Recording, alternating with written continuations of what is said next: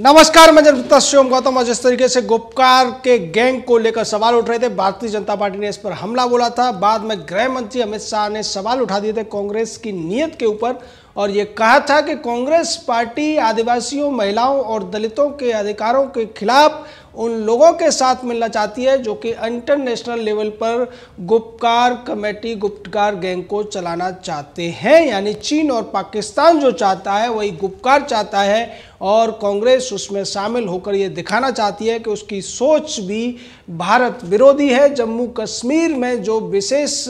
दर्जे के नाम पर अत्याचार हो रहे थे उनको केंद्र सरकार ने जो हटाया, उस सभी को वापस लाना चाहती है और दलितों, महिलाओं और आदिवासियों के अधिकारों का हनन करना चाहती है।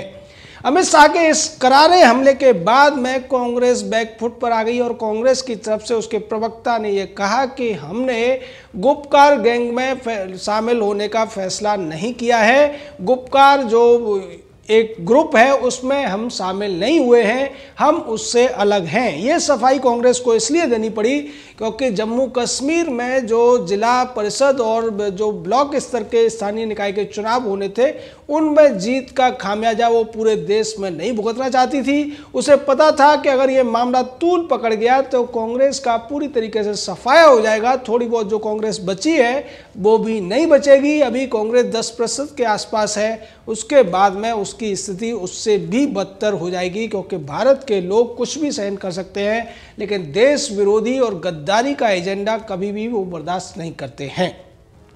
गुपकार में जिस तरीके के लोग शामिल हैं, चाहे महबूबा मुफ्ती हो या फिर फारूक अब्दुल्ला हो, महबूबा मुफ्ती पहले कह चुकी है कि हम तिरंगा नहीं उठाएंगे, तिरंगे को उठाने भी नहीं देंगे। और उससे पहले फारूक अब्दुल्ला कह चुका है कि अगर जरूरत पड़ी तो हम चीन की मदद से 370 को वापस ले आएंगे क्योंकि चीन यही चाहता है। और चीन ने भी 370 पर ऑब्जेक्शन किया था, पाकिस्तान ने भी ऑब्जेक्शन किया था 370 हटाए जाने पर। इस वजह से वो फारूक अब्दुल्ला को ऐसा लगता है कि उसकी मदद चीन और पाकिस्तान कर सकते हैं। इसको लेकर पहले भी सवाल उठे थे और फारूक अब्दुल्ला को लेकर तो शिवसेना तक ने कह दिया था कि फारूक अगर ऐसा सोचता है तो उसे पाकिस्तान चला जाना चाहिए।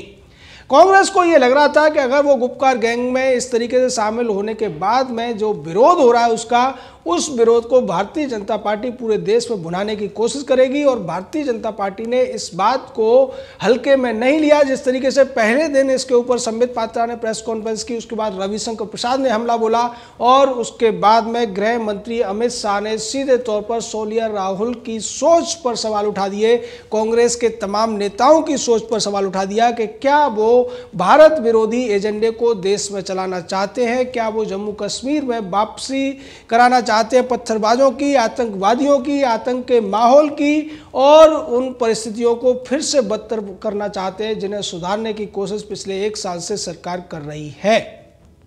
ये सारी बातें सामने आने के बाद में सोनिया राहुल गैंग को ये पता चल गया कि अगर गुपकार गैंग में वो बने रहेंगे तो निश्चित तौर पर देश में उनकी बहुत फजीयत होने वाली है और उनकी जो प्रदेश सरकारें हैं वो भी इस बात पर हो सकता है कि गिर जाए, जनता सड़कों पर आ जाए क्योंकि जनता इतनी बड़ी जो गद्दारी है उसको बर्दाश्त नहीं करेगी। जहाँ तक जम्मू कश्मीर के स्थानीय नेताओं का सवाल है तो वो केवल और केवल जम्मू कश्मीर या कश्मीर घाटी में राजनीति करते हैं, चाहे महबूबा मुफ्ती हो या फारूक अब्दुल्ला हो, लेकिन कांग्रेस पूरे देश में राजनीति करती है और वो इस तरीके की राजनीति में फंसकर अपनी जो एक तरीके से राजनीतिक आत्महत्या करने से बचना चाहती है। और इसीलिए कांग्रेस ने अब इस पूरे मामले में यू टर्न ले लिया है, सफाई देने की कोशिश की है और ये कहने की कोशिश की है कि उसने तो पहले ही गुपकार गैंग में शामिल नहीं होने का फैसला कर रखा है। गुपकार का पूरा जो संगठन बना है उसमें कांग्रेस कहीं भी नहीं है।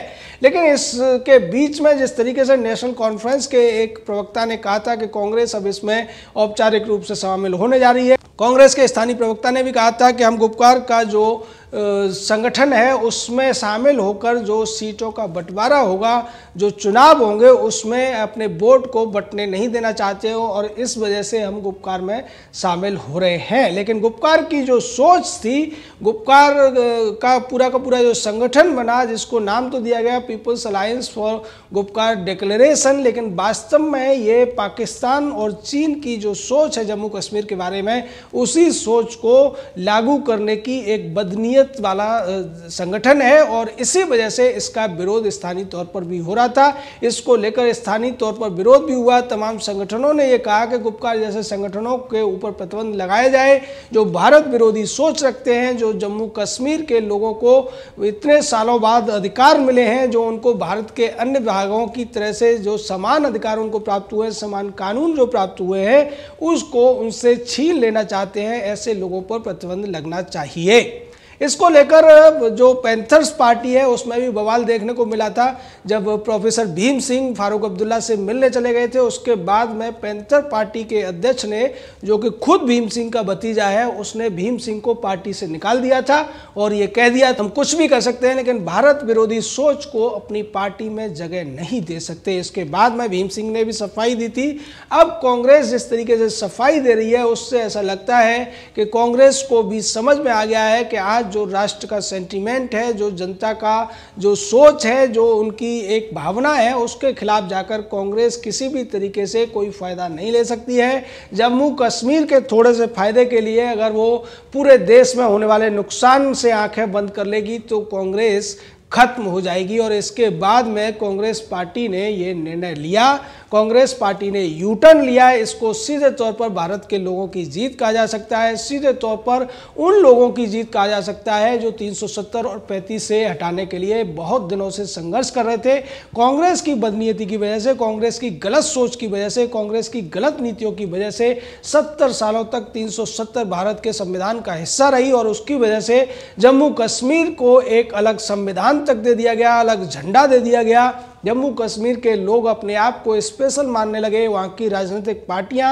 स्पेशल तरीके से भारत विरोधी बात करके भी आसानी से बच जाया करती थी और वो इसको अपना अधिकार कहकर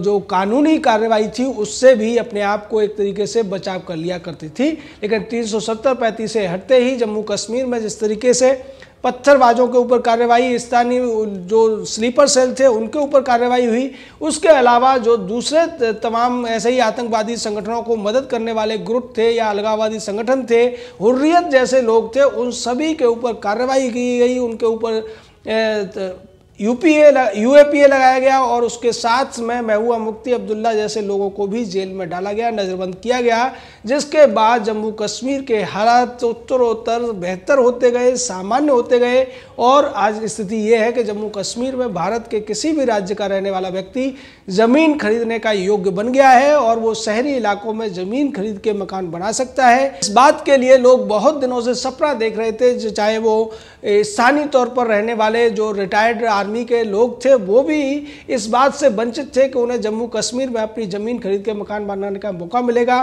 पाकिस्तान से जो शरणार्थी आए थे या जो दलित लोग थे उनको भी तमाम उन अधिकारों से वंचित रखा गया था जो उनके लेजिटिमेट राइट्स थे या फिर आप कह सकते हैं कि फंडामेंटल राइट्स, जो मौलिक अधिकार थे, उन्हें जिस तरीके से प्रताड़ित किया जाता था। दलितों के बारे में तो इतने इतने अत्याचार थे उस संविधान में कि दलित कितनी भी योग्यता रखने के बावजूद, कितना भी हुनर रखने के बावजूद कोई भी बड़ी नौकरी नहीं पा सकता था। सिर्फ और सिर्फ सफाई कर्मी की नौकरी उसको मिल सकती थी। जो कश्मीर की लड़कियां होती थी वो अगर बाहर के किसी व्यक्ति से शादी करती थी तो उनके जो पुराने अधिकार, जो डोमिसाइल का अधिकार था, मूल निवासी का अधिकार था, उसको वो खो देती थी। लेकिन पाकिस्तान के अगर किसी व्यक्ति के साथ में, पीओके के व्यक्ति के साथ में शादी करने पर उनका वो अधिकार बचा रहता था। इस तरीके की विभेदकारी नीतियां वहाँ पर थी। जो ट्राइबल्स थे उनके साथ भी इसी तरीके के भेदभाव हुआ करते थे, जिसको केंद्र सरकार ने 370 और 35 से हटाकर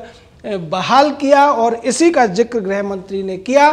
कांग्रेस को जब लगा कि अब बहुत ज़्यादा नुकसान होने वाला है इस गुपकार गैंग में शामिल होने की वजह से, तो कांग्रेस ने गुपकार गैंग के पूरे विचार से ही पल्ला झाड़ने की कोशिश की। लेकिन चूंकि कांग्रेस ऐसी मंशा बना चुकी थी और अब ये रिकॉर्ड हो गया है कि कांग्रेस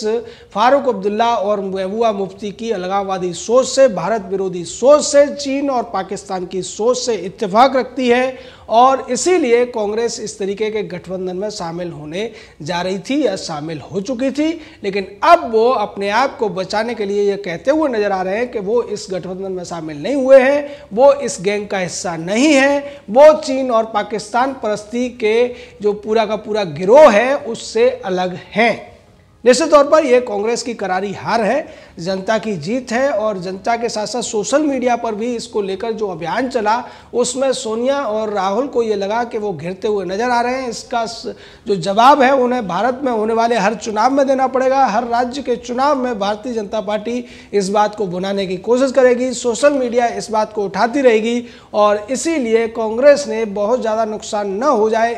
इस वजह से बहुत जल्दी से यू टर्न लेते हुए इस पूरे मामले से पल्ला झाड़ने की कोशिश की है। लेकिन कांग्रेस की जो सोच है वो वास्तव में यही है। पी चिदम्बरम पहले ही कह चुका है कि हम अगर सत्ता में आते हैं तो 370-35A को दोबारा से बहाल करने की कोशिश करेंगे और ये वही बात है जो चीन और पाकिस्तान चाहते हैं। चीन और पाकिस्तान को सबसे ज़्यादा दिक्कत हुई थी 370 और 35 से हटने की वजह से। चीन पाकिस्तान मिलकर इसको UN तक ले गए थे और कांग्रेस भी इस बात से बहुत ज़्यादा परेशान हुई थी। कांग्रेस को भी बहुत ज़्यादा चिंता हुई थी कि जम्मू कश्मीर को जवाहर ने जो विशेष दर्जा दिया था, जिस तरीके से जम्मू कश्मीर में समस्याएं पैदा की थी, उनको सुलझाने का काम भारतीय जनता पार्टी कर रही है। यानी कि कांग्रेस की पुरानी गलतियों को सुधार रही है, जिसे कांग्रेस बर्दाश्त कभी नहीं करती है। कांग्रेस चाहती है कि उसके नेताओं ने जो गलतियां की हैं उनको बरकरार रखा जाए, चाहे देश को कितना भी नुकसान हो, जनता को कितनी भी पीड़ा सहनी पड़े, कांग्रेस को इससे कोई मतलब नहीं है। लेकिन चूंकि जनता ने इस पूरे मामले में एनडीए को इसीलिए चुना कि वो 370 हटाएं, 35A हटाएं